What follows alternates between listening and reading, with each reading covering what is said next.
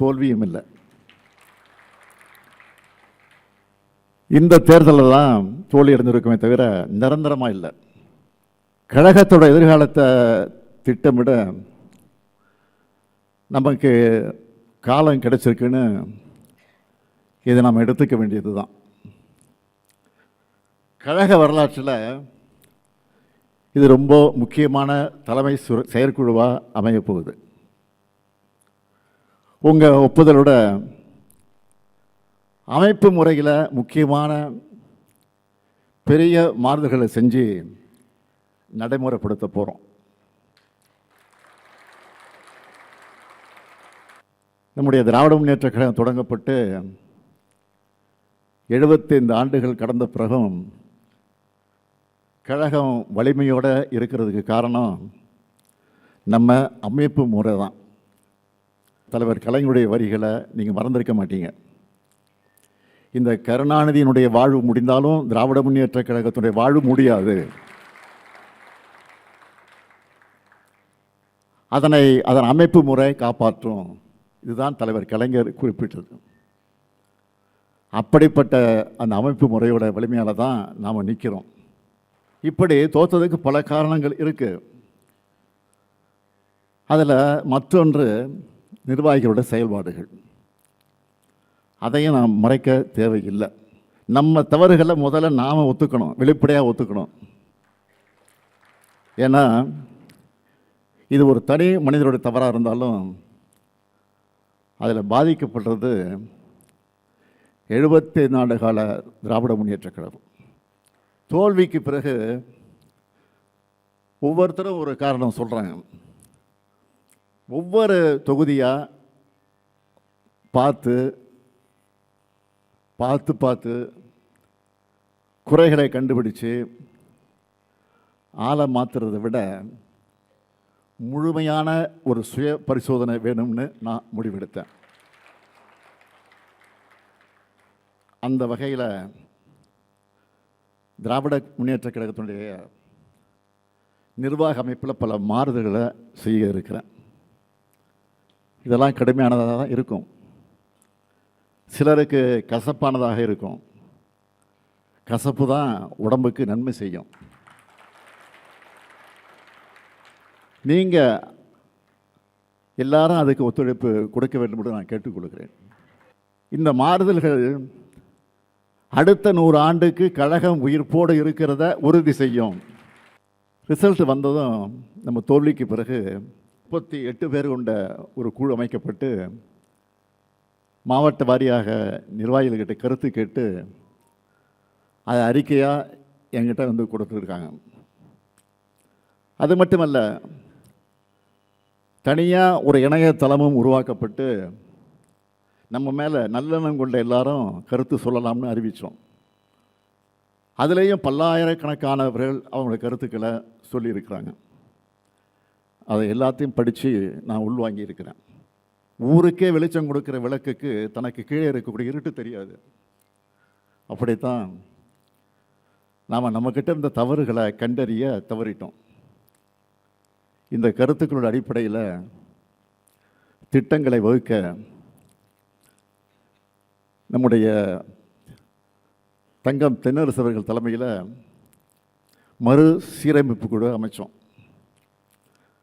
அந்த குழு அறிவாலயத்தில் பல நாள் கூடி ஒவ்வொரு பிரச்சனையாக ஆய்வு செஞ்சு அவங்களுடைய இடைக்கால அறிக்கையை என்கிட்ட கொடுத்தாங்க. முக்கியமான தலைமை கழக நிர்வாகிகளுடைய கலந்து ஆலோசித்து அதைத்தான் இப்போ தீர்மானமாக வழங்க இருக்கிறோம். இளைஞர்கள் பெண்கள் நம்பிக்கையை மீண்டும் நமக்கு பெற்றுத்தர மாதிரி நம்ம நடவடிக்கைகள் அமைக்கணும்.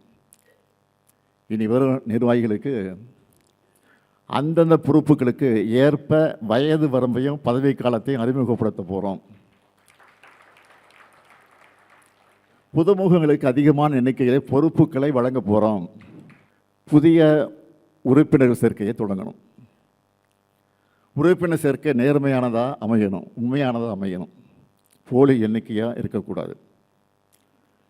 உறுப்பினர் சேர்க்கைக்கு பிறகு தேர்தலை முறையாக நடத்துவோம். தகுதி வாய்ந்த புதிய நிர்வாகிகள் வெற்றி பெற்று வருவார்கள்.